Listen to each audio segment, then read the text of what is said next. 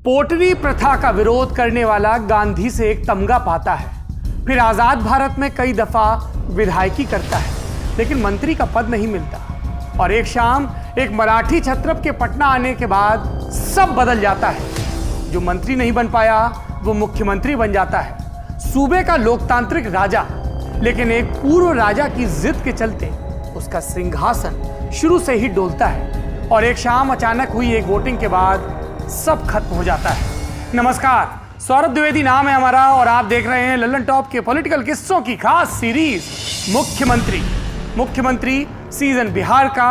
और बिहार के सीजन में आज बात मुख्यमंत्री सरदार हरिहर सिंह की।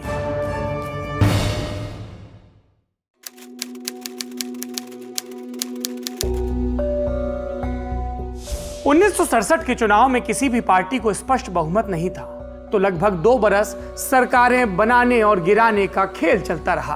और फिर जनवरी फरवरी 1969 में बिहार विधानसभा के लिए पहले मध्यावधि चुनाव हुए। इस चुनाव में कांग्रेस ने कई दिग्गजों के टिकट काटे, मसलन पूर्व मुख्यमंत्री केबी सहाय, पूर्व उप मुख्यमंत्री सत्येंद्र नारायण सिंह और दूसरे दावेदार जैसे महेश प्रसाद सिन्हा और राम लखन सिंह यादव। क्या थी इसकी वजह?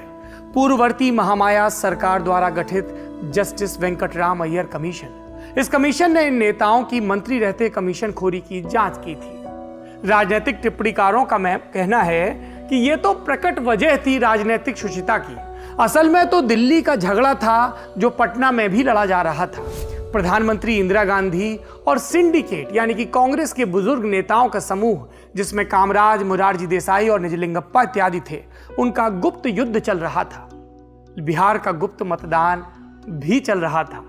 जब यह पूरा हुआ और जाहिर हुआ यानी कि मतगणना हुई, तो कांग्रेस की सीटें 67 के मुकाबले और घट चुकी थी। 318 सदस्यों की विधानसभा में कांग्रेस को सिर्फ 118 सीटें मिली थी। बहुमत के आंकड़े लगभग 160 से 42 कम। दूसरी बड़ी पार्टियों की क्या स्थिति थी?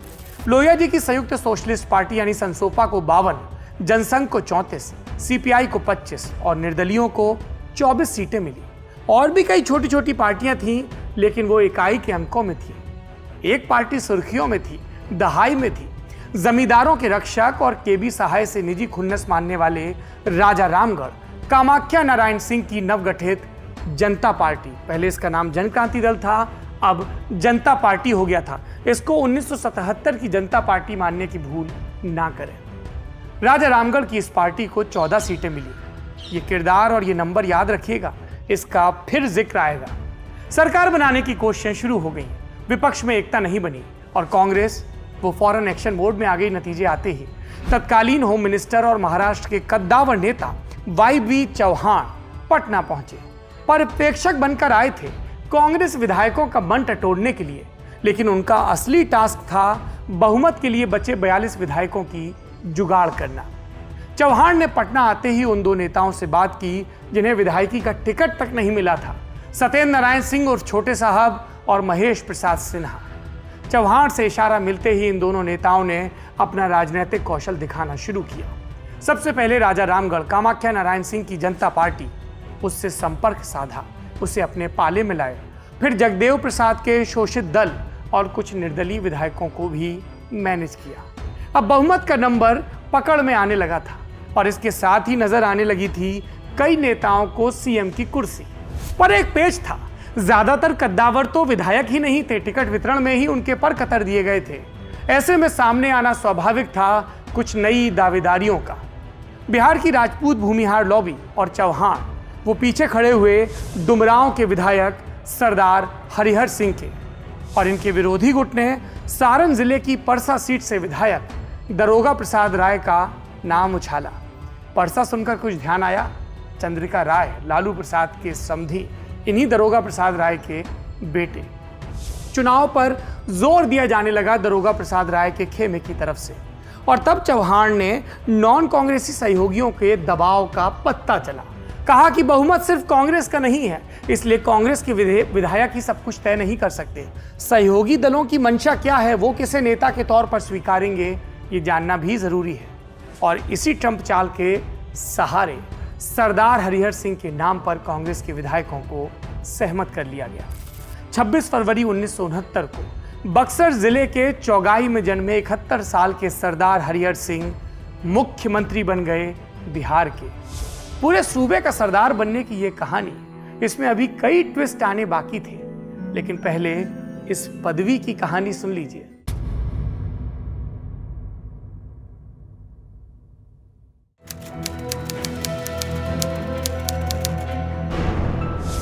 बिहार के शाहाबाद इलाके में अंग्रेज किसानों से मालगुजारी वसूलने के लिए एक तारीख तय करते थे और यह तारीख सामान्यतः भादो मास का अंतिम दिन होता था। किसान अपना हिसाब किताब और रुपया एक पोटली में बांधते। पोटली को भोजपुरी भाषा में पोटरी बोलते हैं। पोटली, पोटरी। और इसी से जो प्रथा सामने आई उसको कहा गया पोटरी प्रथा। पोटरी जरा भी कम हुई, यानी मालगुजारी जरा भी कम हुई, तो किसानों को सरकार का अमला परेशान करने लगता है।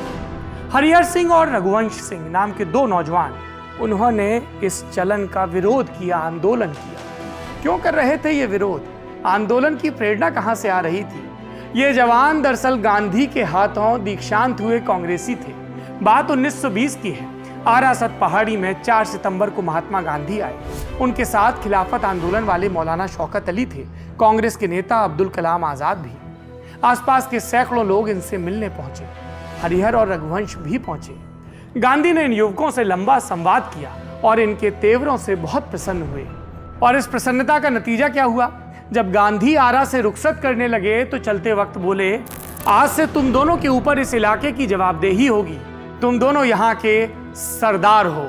और उस दिन से दोनों छात्र नेता हरिहर और रघुवंश, उनके नाम के साथ सरदार टाइटल जुड़ गया।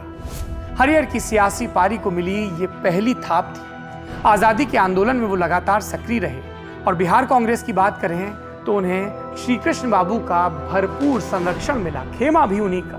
1939 के शाहाबाद डिस्ट्रिक्ट बोर्ड के चुनाव में उन्होंने डॉक्टर राजेंद्र प्रसाद यानी कांग्रेस का दूसरा खेमा, उसके कैंडिडेट पंडित हरिगोविंद मिश्र को हराया तो श्री कृष्ण बाबू को लगा लड़के में दम है। 1946 में सरदार हरिहर सिंह को प्रोविजनल असेंबली के लिए आरा सीट से टिकट मिला, वो जीते भी। लेकिन जब बिहार विधानसभा के 1952 में पहले चुनाव हुए तो उन्होंने डुमरांव की सीट चुनी, जीते, विधायक बने, 5 साल रहे। 57 में विधायकी का चुनाव हार गए। लेकिन श्री बाबू के प्रति वफादारी नहीं हारी और इसका फल मिला 3 बरस के भीतर। 1960 में मुख्यमंत्री श्री कृष्ण सिंह ने अपने पुराने सहयोगी को MLC बनाकर पटना बुला लिया। 1967 में सरदार हरिहर सिंह फिर से विधानसभा की टर्फ पर लौटे और जीते, लेकिन तब तक कांग्रेस की जीत हार में तब्दील होनी शुरू हो चुकी थी। 1969 का चुनाव उनकी विधायकी का चौथा टर्म था। अब तक वो एक बार भी मंत्री नहीं बने थे और जो बने तो सीधे मुख्यमंत्री बने।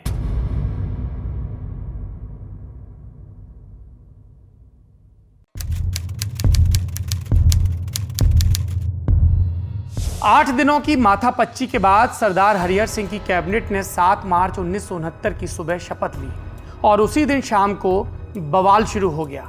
पटना से दूर दिल्ली में इस बवाल की जड़ें 2 दशक पुरानी थीं।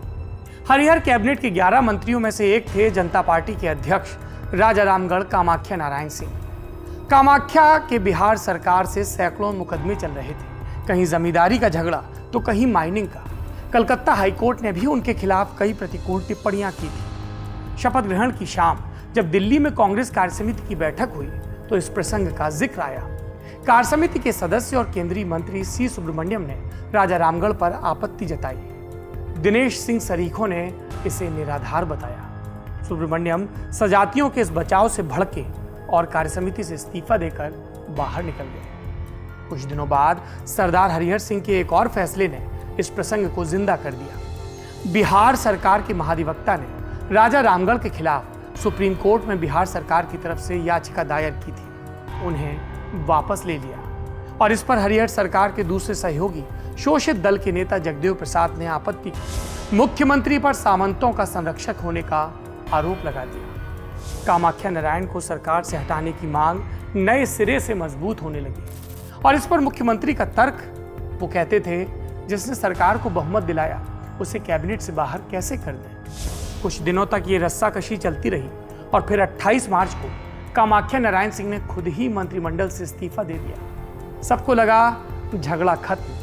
सी सुब्रमण्यम भी कार्य समिति में वापस आ गए और कुछ ही दिनों में कामाख्या नारायण भी कैबिनेट में जैसे वापस आ गए अपने प्रॉक्सी अवतार में, सरदार हरिहर सिंह ने उनकी मां शशांक मंजरी को मंत्री बना दिया। ये हुआ तो विवाद फिर खड़ा हुआ। दिल्ली से तत्कालीन विदेश मंत्री दिनेश सिंह को फायर फाइटिंग के लिए पटना आना पड़ा। उन्होंने सरदार हरिहर सिंह को नफा नुकसान समझाया, इंदिरा गांधी का संदेश दिया और संदेश सुनकर कुपित होते हुए मुख्यमंत्री ने कहा, जाइए और मैडम को कह दीजिए कि ये इलाहाबाद की मिट्टी नहीं है जो झुकना जानती है, ये शाहाबाद की मिट्टी है जो टूटना जानती है। मैं राजा रामगढ़ की माता जी को कैबिनेट से नहीं हटाऊंगा।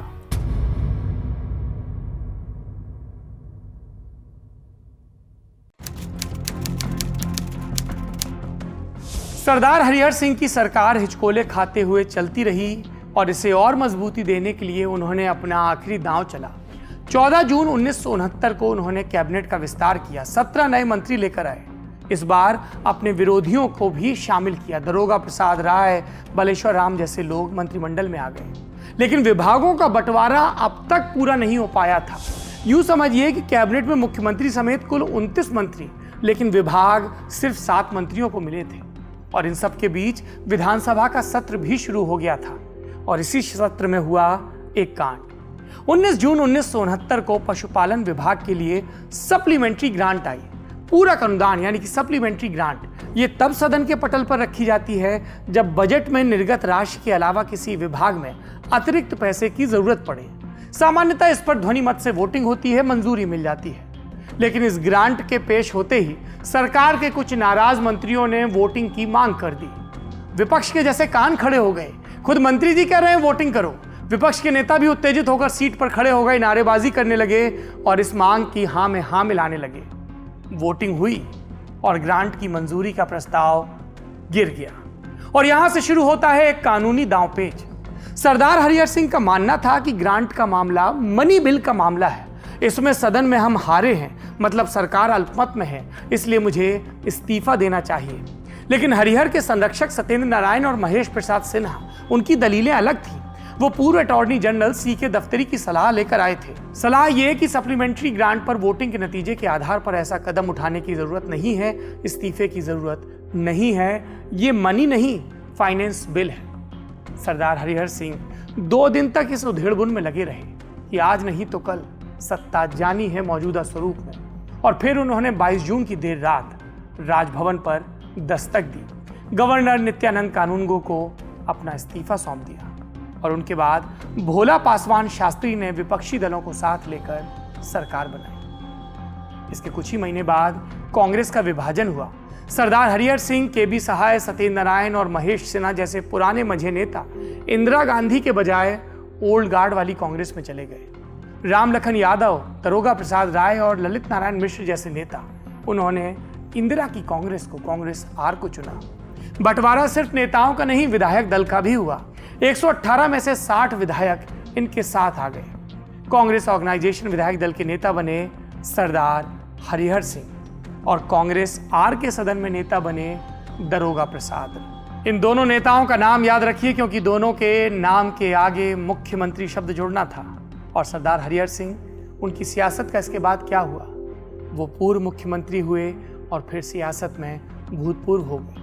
1972 के चुनाव में वो कांग्रेस ऑर्गेनाइजेशन के टिकट पर विधायकी बचाने में सफल रहे, लेकिन उनकी पार्टी की ताकत लगातार खींचती रही।